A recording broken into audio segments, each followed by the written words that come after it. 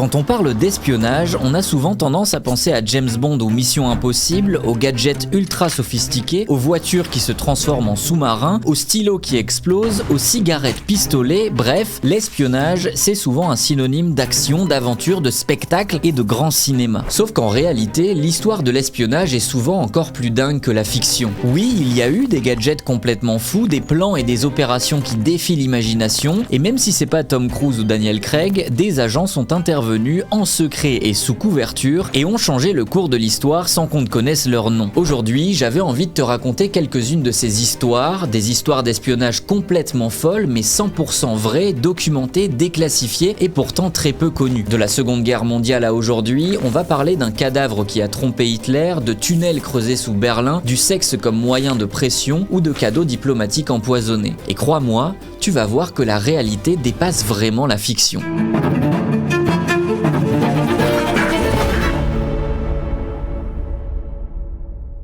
Alors avant d'entrer dans le vif du sujet, si tu veux nous soutenir gratuitement, tu peux mettre un petit like à cette vidéo et t'abonner, ça nous soutient de fou et ça fait très plaisir.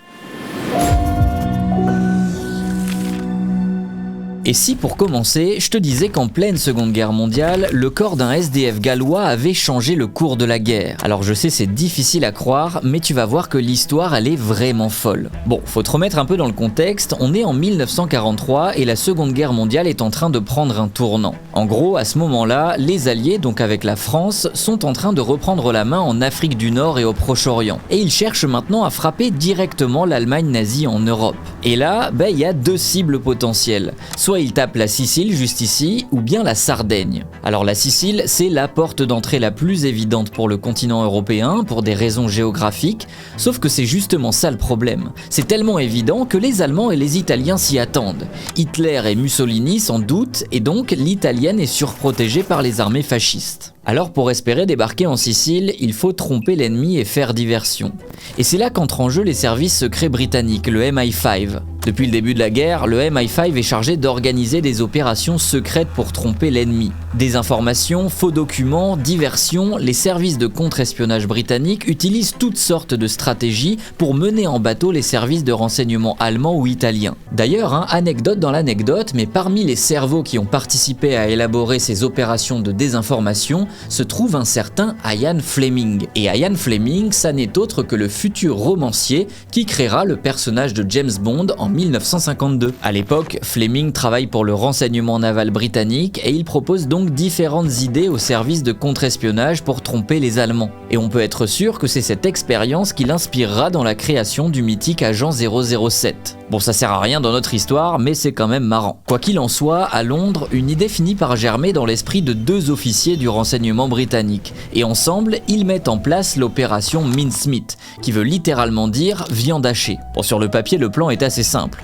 On va faire croire aux nazis que les Alliés prévoient de débarquer en Grèce et en Sardaigne plutôt qu'en Sicile pour détourner les troupes de défense allemandes et italiennes. Et ensuite, bam, on débarque en Sicile. Mais bon, maintenant, faut trouver une idée crédible. Et c'est là que le plan devient complètement dingue. L'opération Mincemeat ne va pas se baser sur un faux message ou sur un agent double, non. L'opération repose sur un principe beaucoup plus fou. Je te raconte. En fait, les deux agents du MI5, Montagu et Cholmondeley, se chargent de récupérer le corps de Glyndwr Michael, un sans-abri gallois de 36 ans, qui est mort d'indigestion après avoir mangé du pain contaminé à la morora. Et ils vont le transformer en Major William Martin des Royal Marines.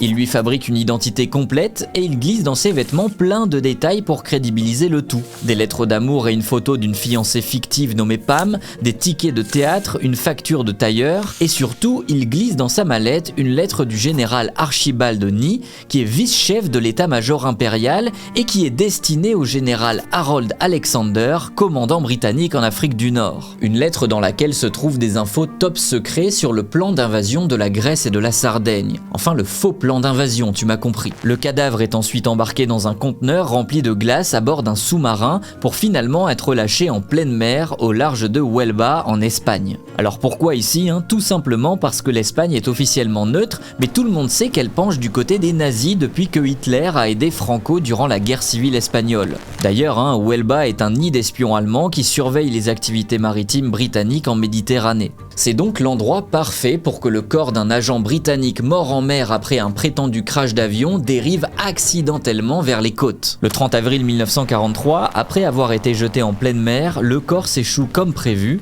Les autorités espagnoles le récupèrent, examinent les documents et les transmettent encore comme prévu aux Allemands. Berlin entre en ébullition, des copies sont même envoyées directement à Hitler et tout le monde gobe l'histoire. C'est presque trop beau pour être vrai, mais la magie de l'opération Mincemeat, c'est qu'elle agit sur un biais fondamental de l'esprit humain, le biais de confirmation. Hitler sait que la Sicile est une cible trop évidente et ces faux documents lui confirment son intuition, donc il tombe dans le panneau. Les états-majors allemands et italiens déplacent leurs troupes de la Sicile vers la Grèce et la Sardaigne et la Sicile devient vulnérable. Finalement, le 9 juillet 1943, les Alliés débarquent en Sicile face à une résistance beaucoup plus faible que prévu. L'invasion est un succès et l'opération Mincemeat aussi. Bon, le corps du major William Martin sera finalement enterré avec les honneurs militaires dans le cimetière de Huelva. Pendant plusieurs décennies, personne ne saura véritablement l'histoire qui se cache derrière cette pierre tombale jusqu'à ce qu'en 1996, un historien britannique accède aux archives déclassifiées des services secrets et révèle enfin la vraie identité du cadavre de l'opération Mincemeat. Depuis 1998, le gouvernement britannique a ajouté le nom de Glyndwr Michael sur la tombe, un homme qui, dans la mort, a contribué à changer le cours de la guerre. Tiens, et quand on parle d'espionnage, on parle souvent d'accès à l'information, comprendre plus vite, analyser mieux, prendre une longueur d'avance, et cet avantage-là passe aussi par des outils modernes. Et c'est pour ça que le partenaire de cette vidéo, c'est Mammoth AI. Mammoth, c'est une plateforme qui regroupe plusieurs intelligences artificielles au même endroit, ChatGPT, Mistral, Gemini, avec les dernières versions des modèles dès qu'elles sortent. Et là où ça devient vraiment intéressant, c'est que tu peux poser une seule question et comparer directement les réponses de plusieurs IA en même temps. Un peu comme si tu avais plusieurs analystes autour de la table, chacun avec son angle. Tu peux aussi créer ton propre Mammoth, donc un assistant personnalisé avec tes règles et tes objectifs. Moi par exemple, je m'en sers pour débroussailler des sujets complexes, organiser mes recherches ou structurer mes vidéos. Et si tu veux creuser encore plus loin, tu as un outil de recherche approfondie avec Perplexity, la possibilité d'analyser des documents ou des images, et même le chat vocal ou la dictée pour aller plus vite. Bon, et puis côté vie privée, c'est très clean, hein, les données sont hébergées en Europe, il y a une conformité RGPD, aucun stockage des prompts par les IA, et tu peux supprimer ton historique quand tu veux. Le tout à partir de 10 € par mois. Mammoth, c'est une boîte française, elle est déjà utilisée par plus de 300 entreprises et administrations, donc si tu veux tester, je t'ai mis le lien en description. Et nous, on passe à notre prochaine histoire. Alors pour cette histoire, on est encore en pleine Seconde Guerre mondiale et pendant que les Alliés se battent contre l'Axe, les Américains, eux, se méfient déjà de l'allié soviétique. En fait, même si ce sont des alliés, les services secrets américains craignent déjà les décisions de Staline au point de vouloir espionner ses communications. Le problème, c'est que tout est crypté. Que ce soit les communications avec les agents du NKVD, les messages entre diplomates ou évidemment les messages venant de Staline. Donc c'est un peu complexe. Alors les services de renseignement américains vont lancer ce qu'on appelle le projet Venona, une opération ultra secrète qui a pour objectif de décrypter les communications de l'URSS. Bon, dit comme ça a l'air facile, mais clairement c'est une galère. Les soviétiques utilisent un système de chiffrement quasi incassable qu'on appelle le one-time pad, ou le masque jetable en français. En gros, il s'agit d'un chiffrement par substitution. On remplace une lettre par une autre selon une clé aléatoire qui change à chaque message. Dans l'idée, c'est presque inviolable comme code secret, mais ça c'est vrai si on l'utilise bien. Parce qu'avec le projet Venona, les services secrets américains vont vite découvrir une faille dans le système soviétique. Par manque de matériel pendant la guerre, les soviétiques réutilisent souvent les mêmes clés de cryptage. Une erreur minuscule en vérité, mais fatale si on veut vraiment rester secret. Dès 1946, le jeune espion Meredith Gardner parvient donc à casser le secret des communications du NKVD soviétique, l'ancêtre du KGB, et les services secrets américains parviennent donc à décoder les communications secrètes. Et d'ailleurs pour l'anecdote, il le fait avec une équipe composée essentiellement de femmes. Bon, en vrai, c'est pas toujours en instantané, certains messages mettent plusieurs semaines, voire plusieurs années à être déchiffrés. Mais ça reste très efficace, et une partie des communications soviétiques reste assez facile à décoder. Et rapidement, grâce à tout ça, ce qu'ils découvrent est ahurissant. Ils apprennent que l'URSS a infiltré le projet Manhattan, le projet secret de développement de la bombe atomique américaine, et que des dizaines d'espions soviétiques opèrent aux États-Unis, dont certains dans des positions ultra sensibles. Et dans tout ça, un nom ressort particulièrement, Klaus Fuchs. Fuchs, c'est un physicien allemand qui s'est réfugié en Grande-Bretagne dans les années 1930 pour fuir le nazisme. Communiste convaincu mais discret, il est recruté pour travailler sur le projet Manhattan.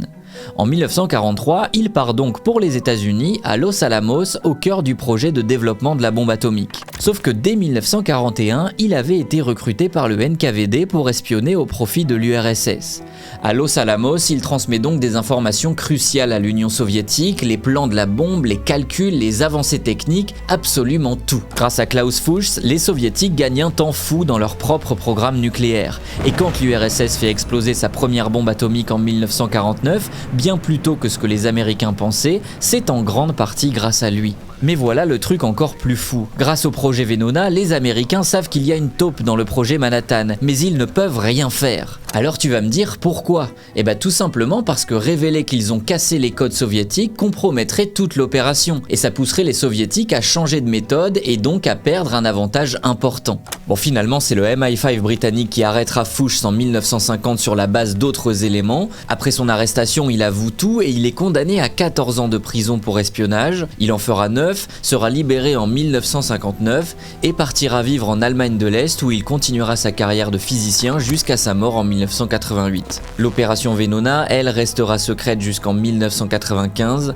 Pendant des décennies, les services secrets américains décryptent des milliers de messages soviétiques, identifiant des centaines d'espions, comme les époux Rosenberg, Harry Gold ou encore Theodore Hall. Et en tout, 206 espions soviétiques aux États-Unis ont été identifiés grâce à Venona, mais seulement 15 d'entre eux ont été poursuivis en justice. Rester discret pour ne pas compromettre l'ensemble de l'opération, c'est aussi ça l'espionnage. Au final, Venona est sans doute l'un des plus grands succès du renseignement américain, mais c'est aussi l'un des plus frustrants.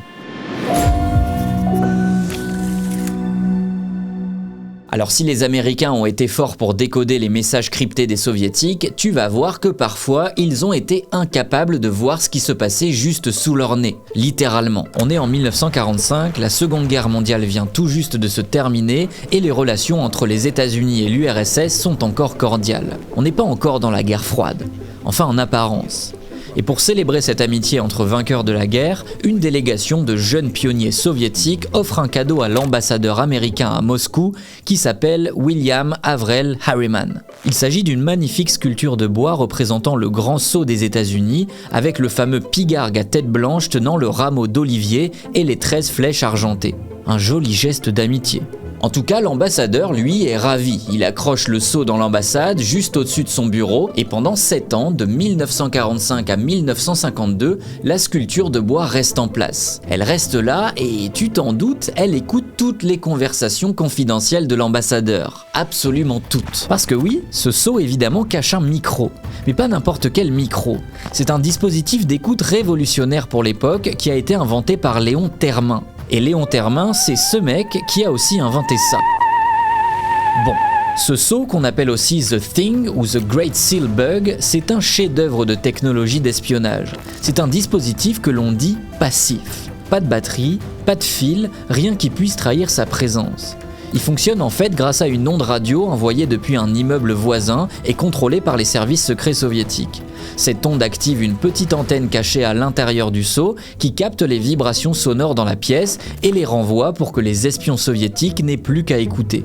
Pendant 7 ans donc, les soviétiques écoutent tranquillement tout ce qu'il se dit dans l'ambassade américaine. Et ce n'est qu'en 1952 qu'un opérateur radio britannique intercepte par hasard des transmissions étranges provenant de l'ambassade. Les services secrets américains vont donc fouiller le bâtiment et finalement découvrent le fameux cadeau empoisonné. Le scandale est énorme, mais évidemment tout est étouffé. Bah ouais, c'est quand même un peu la honte. Ce qui est marrant, c'est que The Thing n'est qu'un exemple de gadget qui s'inscrit dans une longue tradition de matériel improbable utilisé pour de l'espionnage. Avec le temps, la guerre froide est devenue un terrain d'expérimentation dans lequel les services de renseignement américains ou soviétiques ont rivalisé d'ingéniosité pour s'espionner l'un et l'autre. L'URSS a caché des micro-espions dans des cadeaux diplomatiques, mais aussi dans des meubles ou même dans des boîtes d'allumettes. Mais côté américain, on a aussi de l'imagination.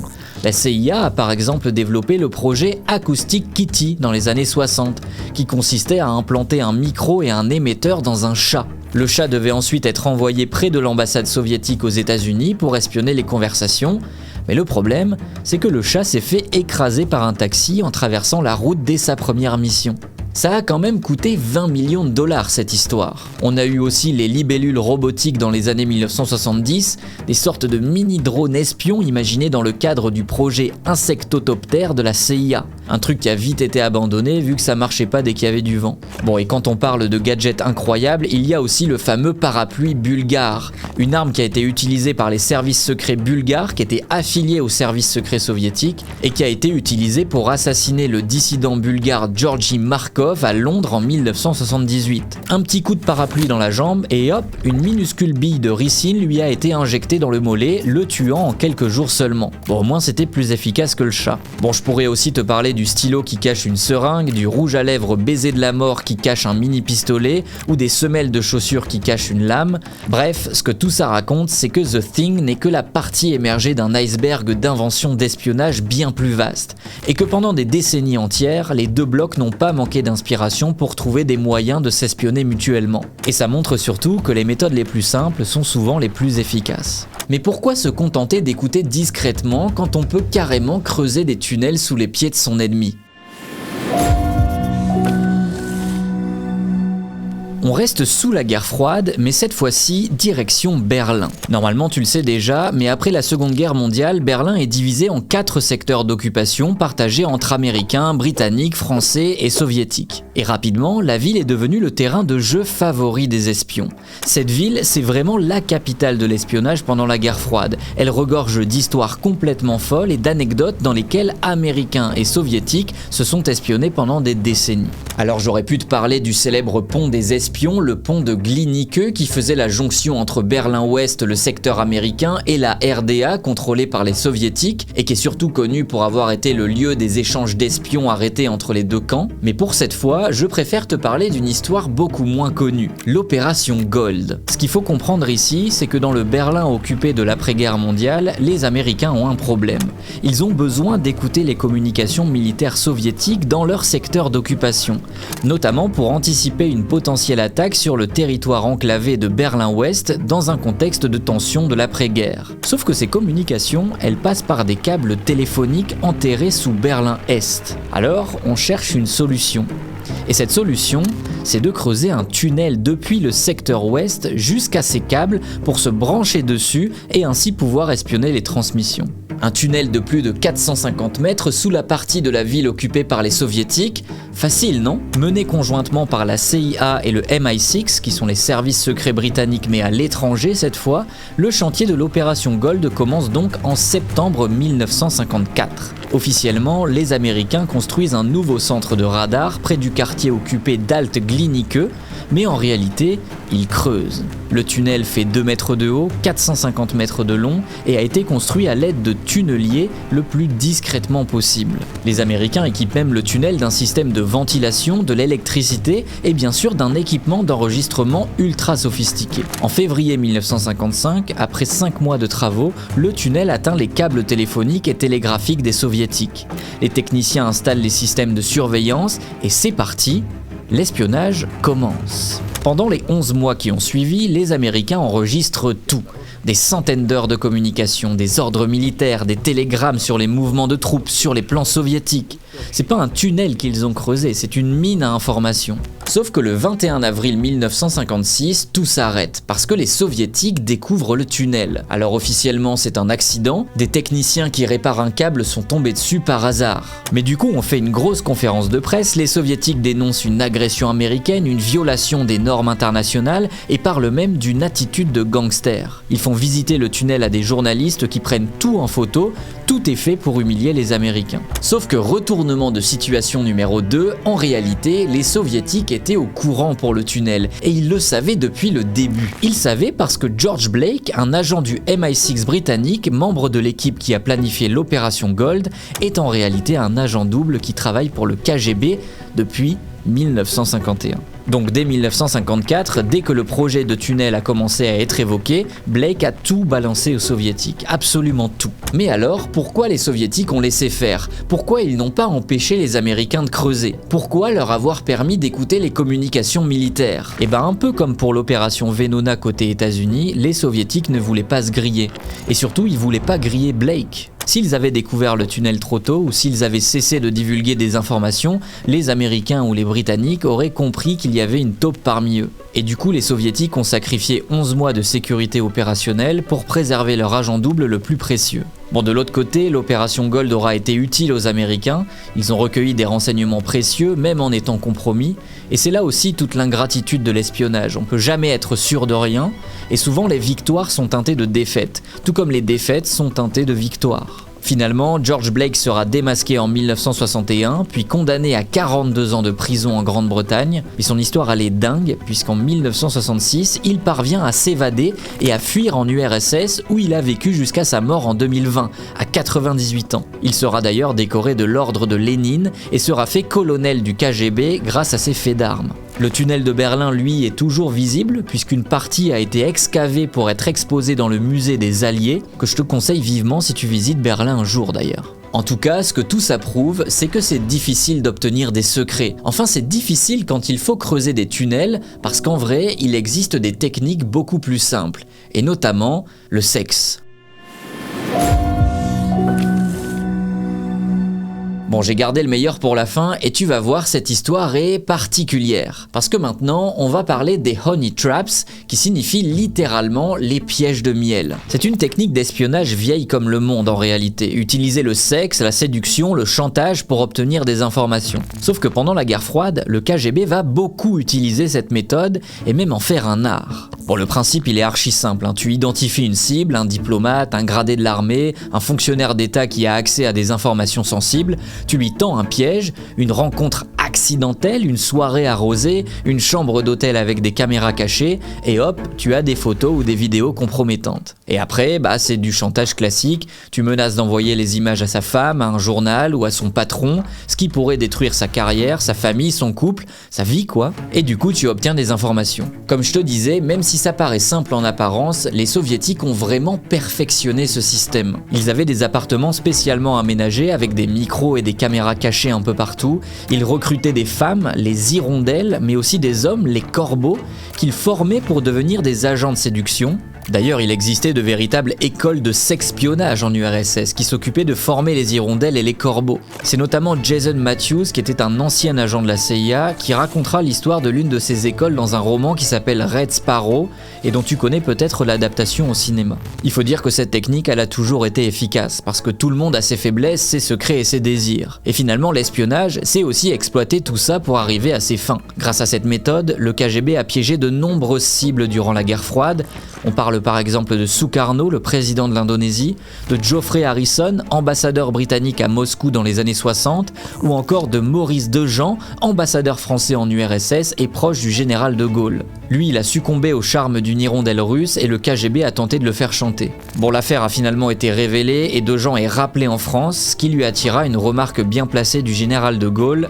Alors Dejean, on couche ? Bon, pour le coup, Maurice Dejean n'a pas coopéré avec le KGB, il a préféré la disgrâce à la trahison. Mais il y a plein d'exemples de cas où le chantage sexuel a très bien fonctionné. Et l'affaire John Vassal au Royaume-Uni, c'est l'exemple parfait. Employé de l'ambassade britannique à Moscou dans les années 50, John Vassal est homosexuel à une époque où c'est encore illégal. Même s'il reste discret sur sa vie privée, Vassal n'hésite pas à se vanter assez ouvertement sur son regard de braise qui fait craquer les autres hommes. Sauf que ça, dans le Moscou de la guerre froide, c'est pas très stratégique, et dès 1954, le KGB le repère comme une cible parfaite. Vassal est invité à des soirées où l'alcool coule à flot, où on lui présente des hommes séduisants, et évidemment tout ça est photographié. Quelques jours plus tard, Vassal est convoqué par des agents du KGB, on lui montre les photos, on lui dit qu'il doit maintenant coopérer, et que s'il refuse, les photos seront publiées, ce qui conduira le pauvre homme en prison pour homosexualité. Bon, Vassal n'a pas vraiment le choix, et il finit par accepter. Pendant 7 ans, de 1954 à 1961, il transmet donc des milliers de documents secrets aux soviétiques. Et quand il retourne à Londres après avoir été muté à l'amirauté britannique,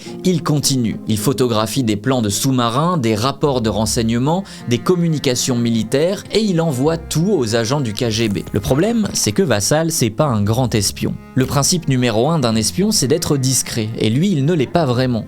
Pas du tout même, vu qu'il vit bien au-dessus de ses moyens. Appartements chics, vêtements de luxe, vacances à l'étranger, ses collègues commencent à se poser des questions. Comment ce simple fonctionnaire arrive à se payer tout ça avec son salaire? Bah oui, parce que le KGB le fait chanter, mais ils sont quand même assez sympas pour le payer pour ses contributions. Bon, Vassal disait qu'il avait reçu un héritage d'un parent éloigné pour se justifier, mais en 1962, pas convaincu par cette justification, les services de contre-espionnage britanniques commencent à le surveiller. Et finalement, chez lui, ils trouveront une caméra miniature, des photographies de documents secrets et des preuves de son espionnage pour le KGB. Vassal est arrêté, il avoue rapidement et il est finalement condamné à 18 ans de prison. Bon, l'affaire fait un énorme scandale au Royaume-Uni. Comment un espion aussi évident a-t-il pu opérer pendant 7 ans? Pourquoi personne n'a rien vu? Cette affaire, en fait, elle met en évidence les défaillances du renseignement britannique, mais elle met surtout la lumière sur l'efficacité des honey traps soviétiques. Au final, John Vassal fera 10 ans de prison et sera libéré en 1972. Il vivra ensuite discrètement jusqu'à sa mort en 1996. Mais Vassal n'est surtout qu'un cas parmi d'autres. Le KGB a utilisé ces techniques sur des centaines de cibles pendant la guerre froide, et ça continue encore aujourd'hui. En 2015, par exemple, les révélations d'Edward Snowden ont prouvé que le renseignement britannique utilise encore la technique des honey traps. Toujours en 2015, le FBI a mené une enquête sur une jeune femme du nom de Christine Fang, soupçonnée d'être une agente du renseignement chinois. Fang aurait eu des relations sexuelles ou amoureuses avec plusieurs personnalités politiques, dont des maires ou des sénateurs. Alors le sexpionnage continue toujours encore aujourd'hui, sous d'autres formes, mais il reste certainement toujours aussi efficace qu'avant, parce que les faiblesses humaines, elles, ne changeront jamais. Bon, finalement, toutes ces histoires prouvent l'ingéniosité, l'audace et parfois même l'absurdité qui existent dans le monde de l'espionnage. Le chantage sexuel, les cadeaux piégés, les tunnels creusés en secret, tout ça nous prouve que l'espionnage, le vrai, c'est loin de l'image de James Bond et de ses gadgets. C'est aussi des cadavres déguisés, des micros cachés dans tout et n'importe quoi ou des pièges tendus dans des chambres d'hôtel. Ces techniques existent toujours aujourd'hui d'ailleurs, juste sous des formes modernisées. Cyberespionnage au lieu de tunnels, revenge porn au lieu de photos compromettantes, deepfake au lieu de faux documents. L'espionnage évidemment évolue, mais le principe reste le même. C'est un monde où la réalité dépasse très souvent la fiction, où les succès côtoient les échecs grotesques et où par définition on ne peut jamais être sûr de rien. Et c'est pour ça que c'est passionnant, parce que s'intéresser à ce sujet, c'est se confronter à ce genre d'histoires absurdes ou complètement folles qui en réalité en disent beaucoup sur la nature de l'homme. Alors la prochaine fois que tu regardes un film d'espionnage, essaie de te demander est-ce que c'est vraiment exagéré ou au contraire est-ce que la vérité n'est pas encore plus dingue? N'hésite pas à t'abonner si t'as apprécié cette vidéo et on se retrouve dès la semaine prochaine pour un tout autre sujet. Ciao!